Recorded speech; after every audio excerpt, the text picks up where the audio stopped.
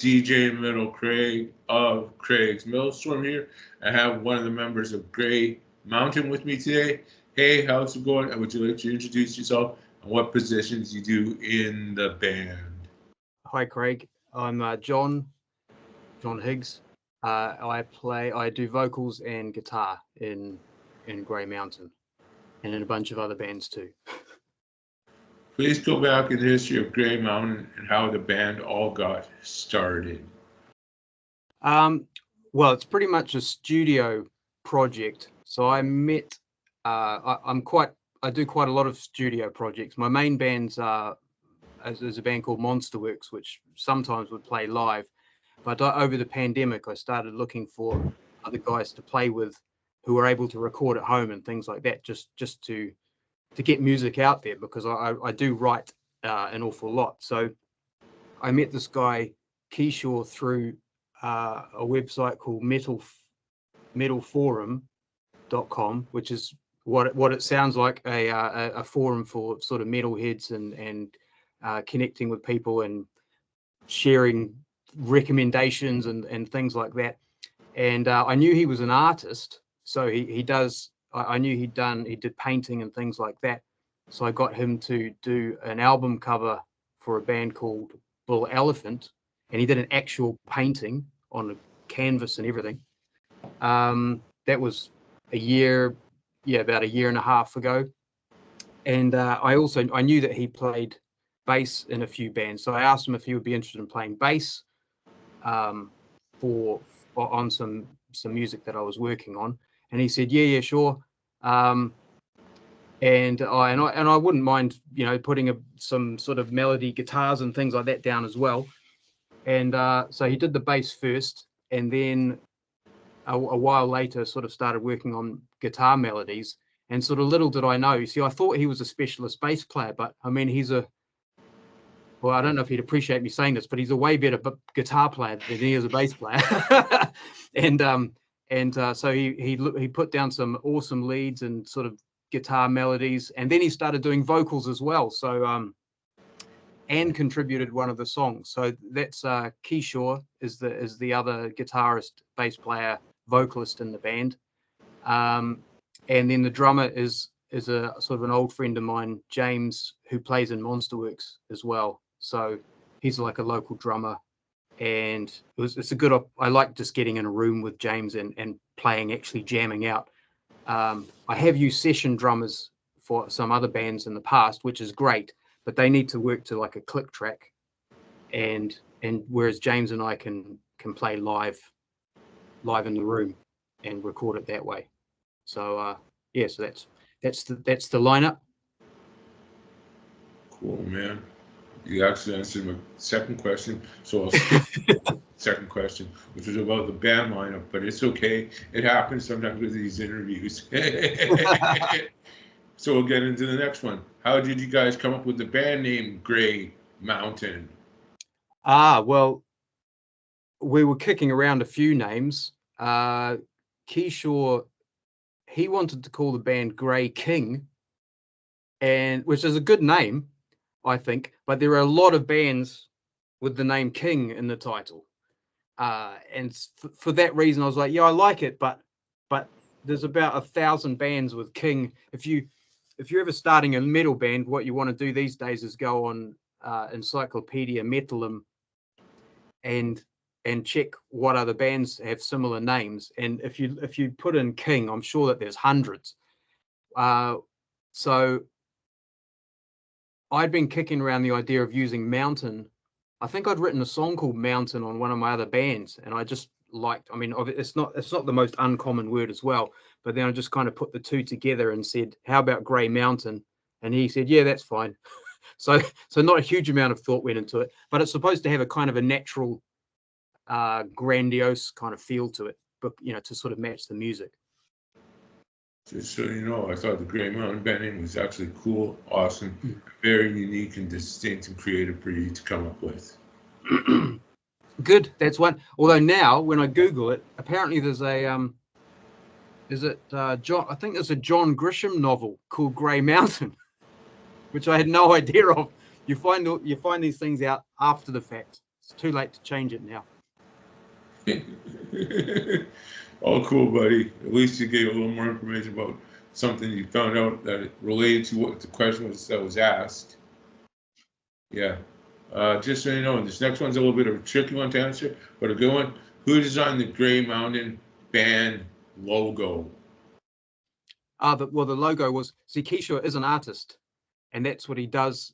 His bread and butter is sort of graphic design, that kind of stuff. So it's the perfect band member because he can do all the stuff like that. So yeah, he did the logo, and I'm guessing the follow-up question is how about the artwork as well. So the sort of artwork on the cover with the mountain and the staircase and that kind of thing. That was all his idea too. I don't think I often do get involved with sort of cover concepts and things, but that was all him.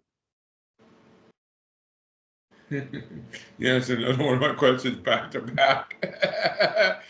Or the next one I was going to ask, but all good, buddy. You're doing good, and I'm having a fun time here with you, man.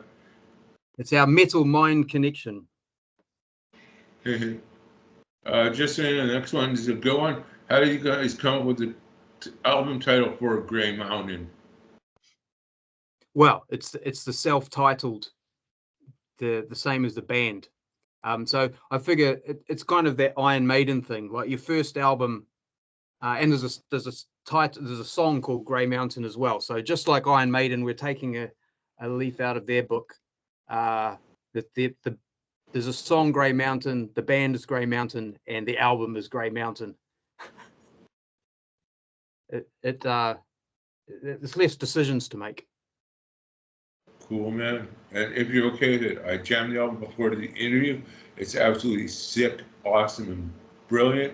I don't have a weak song I can find on the album, but the one that hit me the most, I want to talk about the themes and concepts behind the song Hermitage, and hopefully I got the song name right.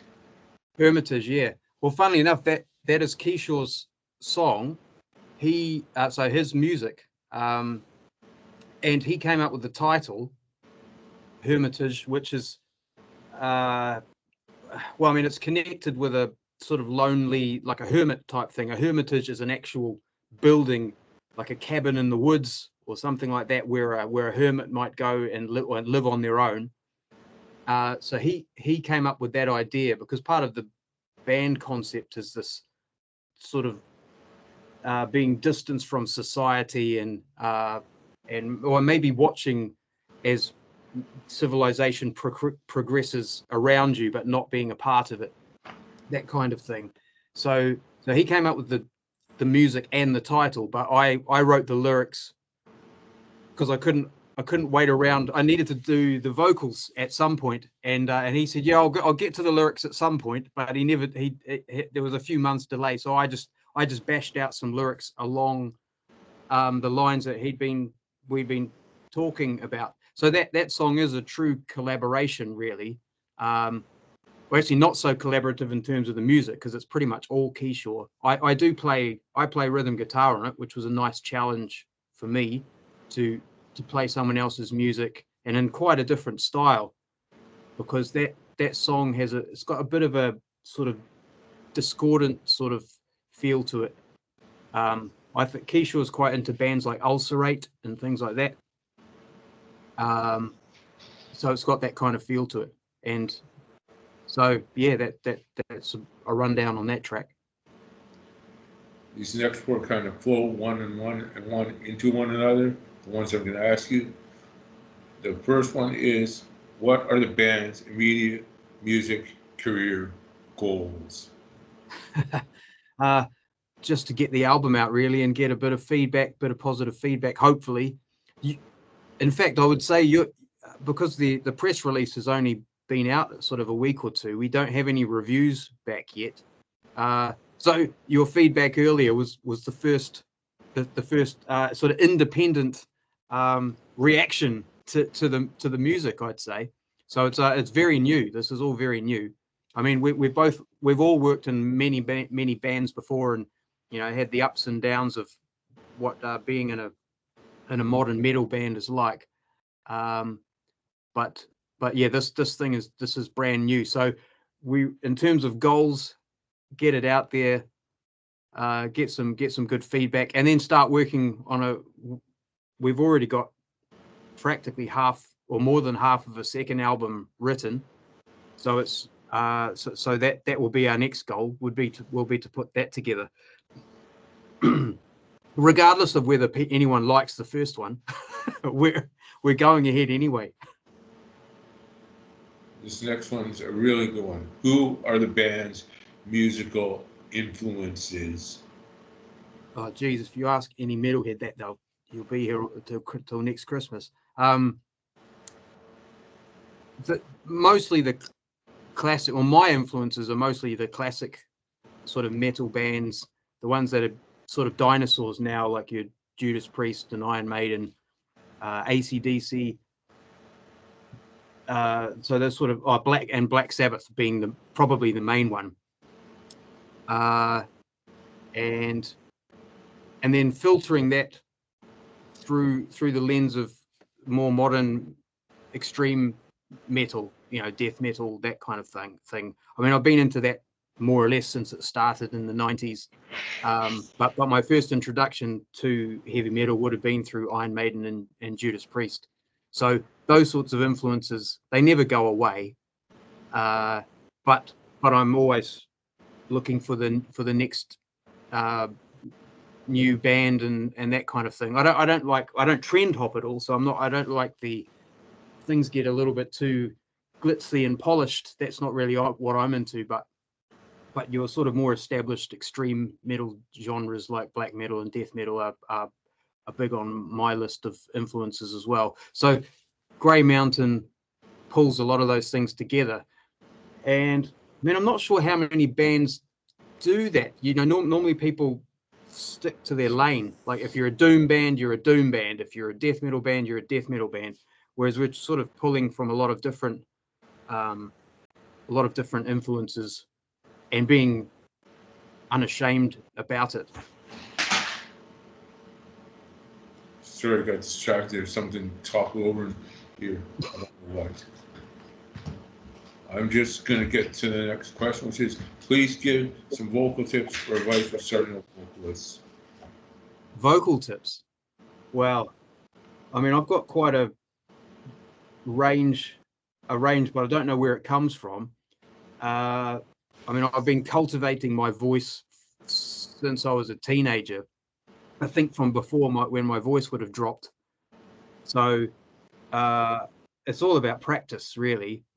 But I'm probably not the one to talk to in terms of good practice, because I've never had a vocal lesson. I may well lose my voice at some stage, but I've never had any problems particularly. I've had ups and downs with how things sound, but it's all about playing often and practicing. I mean, I feel I'm in a bit of a vocal renaissance, actually. Like I think I'm in pretty good form at the moment, because I've been doing vocals for a lot of projects and recording vocals and just doing things over and over again, and you get stronger that way. So yeah, it's all about practice. Same for guitar. Okay, that would have answered my next question. The guitar, you already did it. Before we get into the next question, I just want to let you know that when you mentioned the influences, actually, I got started into music. My dad would have me just as a little baby with the band Cheap Trick from '75. Oh, well, I mean, that's a different angle to look at things. I mean, my parents, because people often, you might have a big brother or whatever. My dad was into. He's a Yorkshireman from the north of England, but yet he was into sort of kind of country music kind of stuff. So nothing that my parents, and my mum liked Cliff Richard, who was a big pop star in Britain in the sort of 50s and 60s. My dad liked the Beatles, but he never played anything at home. So I didn't have any influence from my parents in terms of music. At a very early age, so sort of Kiss was a bit of a thing, and of course, as a young kid, sort of a 6-year-old, you do get influenced by the makeup and the theatre and everything of a band like Kiss. And then when I was a little bit older, it was actually Twisted Sister. Really, I would credit Twisted Sister with really opening my eyes to metal, in a sort of broad sense, and I still love them today. So yeah, so in terms of my journey, started off with that kind of thing. But I didn't have an old. I mean, I have a younger brother, but I never had an older brother to recommend music. I had friends at school. They often had older brothers, and they were into sort of Iron Maiden and things like that. So there was an influence through schoolmates, a big influence through schoolmates. But otherwise, it was always there, waiting to be discovered, I think. I get you there, man. For me, when I got into school, I was 12 when I got introduced to Iron Maiden somewhere in time. Then for me, got into stuff like King Diamond, Slayer, Oh, Deicide, Incantation, and it just kept getting heavier over the years. yeah. I'm a bit like that too. So I mean, one, if you're into it for that long, then the heaviness comes. That's just the natural evolution. That's the new music which is coming along. I mean, if you're a kid today, it's so vast, the metal pool. It must be hard to know where to start.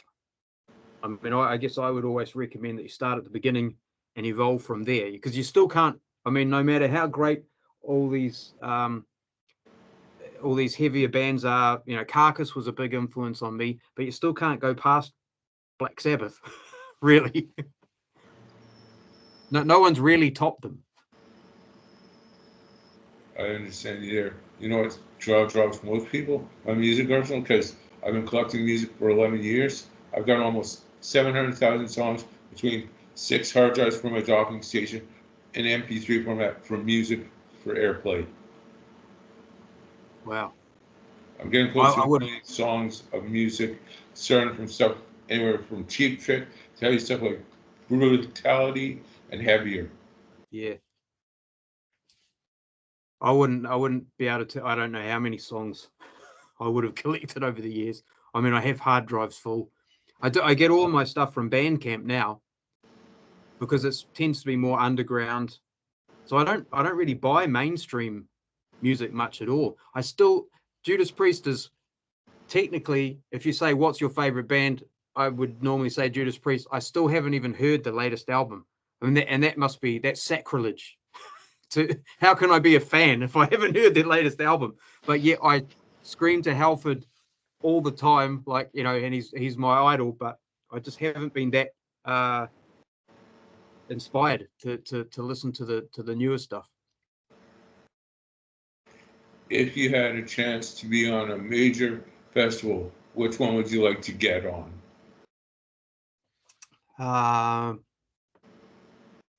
Probably Download or something like that. I mean, I wouldn't say no to any of them. I mean, I myself don't really go in for big festivals. The last time I went to like a large sort of in a field type festival was at least 10 years ago. It was actually to see Judas Priest, funnily enough. I think it was called Heaven and Hell or something. But yeah, I mean, I'd happily, if someone was inviting me, I'd happily play, just to say you've done it, to do Wacken or Download, Bloodstock. These are the sort of European festivals. I'm not even sure but I know there's huge touring festivals and things in the States as well. Maybe in Oz. I mean, they don't do it anymore, I don't think, but like Ozfest or something where it actually tours, and so you get to play a few dates. This next one's a really good one. What advice do you have for people who want to form their own bands? Just do it. There's really nothing. There's not much there's not many barriers to it these days, I wouldn't have thought. I mean, obviously you need to get in a room and practice with your friends, and to sort of build your capabilities that way. Play live, of course. hone your skills. But then when you're in advanced years like I am, you know, I've sort of been there and done all of that. So what I tend to be doing now is more studio bands, because I just like creating music and working with new people. And the internet has opened up, well, opened the world really to so you can have band members in pretty much any country and work together. I do a project with Carl Sanders from Nile, and I just find these guys, you know, reach out to them through their Facebook or whatever, see if they're interested in working on music. I mean, you obviously they're session musicians, so you're paying them for their work, but the sky's the limit now in terms of who you can collaborate with and that kind of thing. And well, I've just been lucky that people have been happy to work with me. Funny thing you mentioned Carl Sanders and Niall. I'm actually a fan of Niall. Would you mind talking about how it feels working with him? He's great. They came to London just a couple of months ago, and so we went out and had fish and chips at the local pub across the road from the venue that they were playing. Yeah, really nice guy. I mean, I have a huge amount of respect for him because he makes a living. He makes a living doing extreme metal, fairly uncompromising, and he's touring. He does his guitar lessons. He does session work. He does, you know, you can get him to play a lead on your track. But when I approached him, I said, "Do you mind doing a lead on all the you know, like a full album's worth of tracks?" So it's a bit more integrated in that sense. So we've done 3 albums together now. That's a band called Thun, and yeah, he's great. There'll be a 4th album, so I'll ask him again if he's keen for that, and then that may sort of be the end of that project at that point. But yeah, a delight to work with. Really nice guy. You know, he will even drop me a message and say, "Hey, let's have a chat about, you know, what you want out of the, you know, the leads on this one and that kind of thing." So yeah, he's very open to ideas and that kind of thing. With the band's self-titled album Grey Mountain coming out March 7th, 2025, where can the album be pre-ordered or purchased?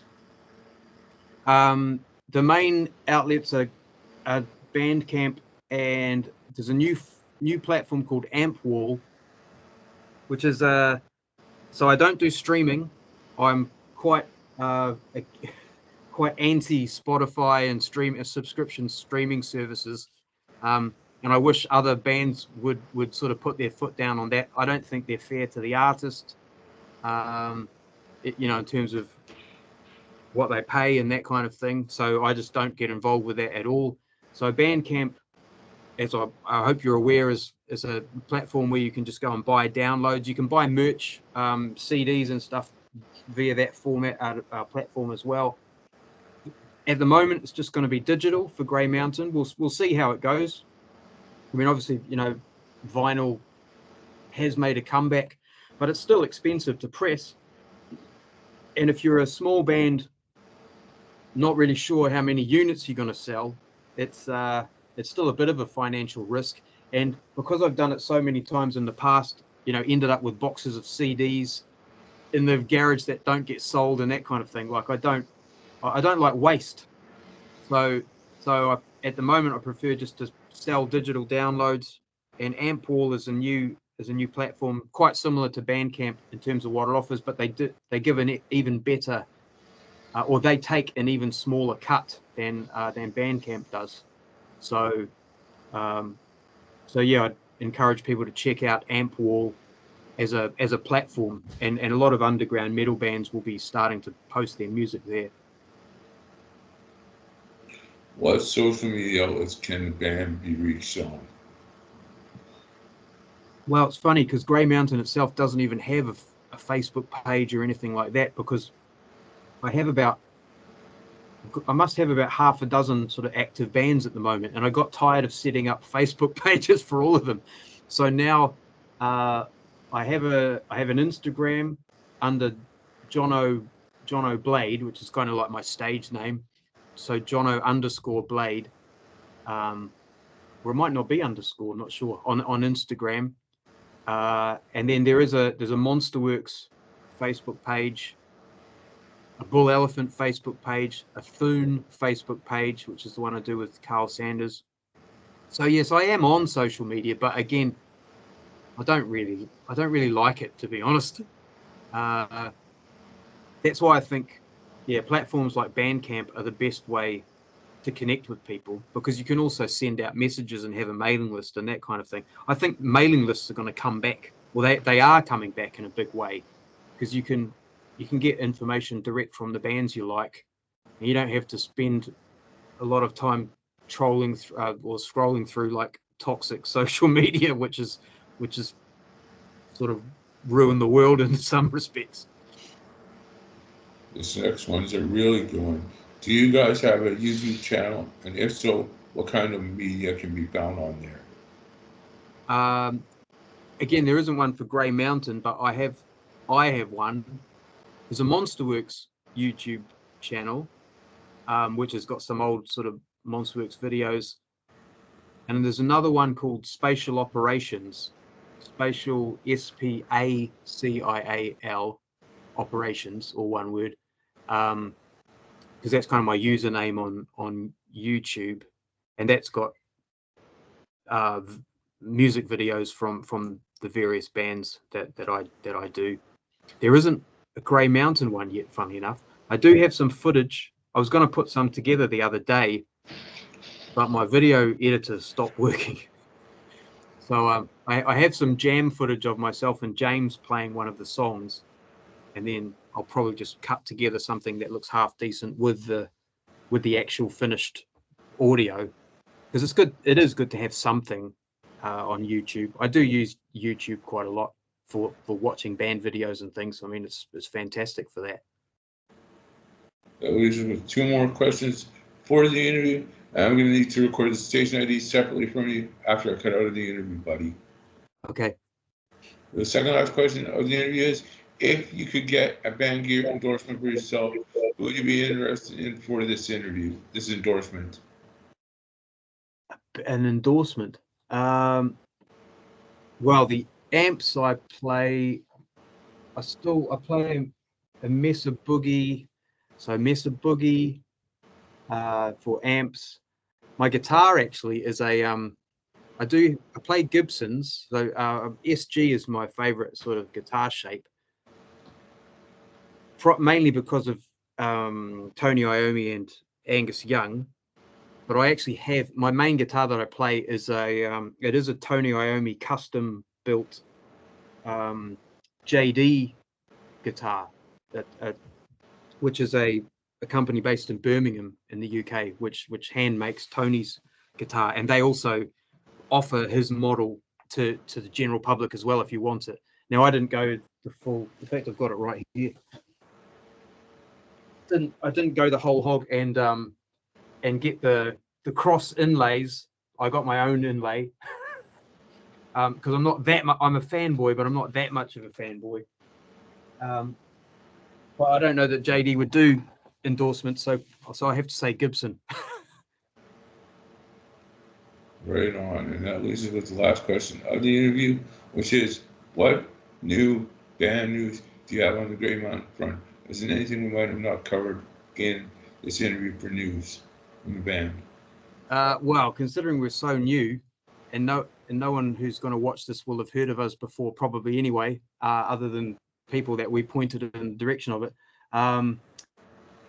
I did briefly mention that we're already working on a second album, so I'm quite looking forward to that already. So that's so it's not going to end here, and we'll see where we can take it, and hopefully some people enjoy it. Cool, right on. And before we cut out to do the station days, I'd like to thank Scott and Ryan from Clawhammer PR and your label Eat, Let, and Die Music, I think it is, for setting us up with this interview today, buddy. Thanks. Yeah, thanks to them. I've known Scott for many years now. and he does PR for all of my bands and gets it out there, and he does a good job. Right on. And now that's the end of this interview. Thank you very much for your time. I'll get to the station IDs in just a second. Okay. Thanks for having us.